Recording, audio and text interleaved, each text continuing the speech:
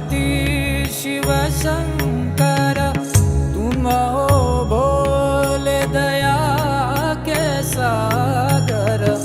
दूर करो सब दुख हमारे, दूर करो सब दुख हमारे। शंभो शंकर नमः शिवाय, गिरिजा शंकर नमः शिवाय। आदिदेव तुम नमः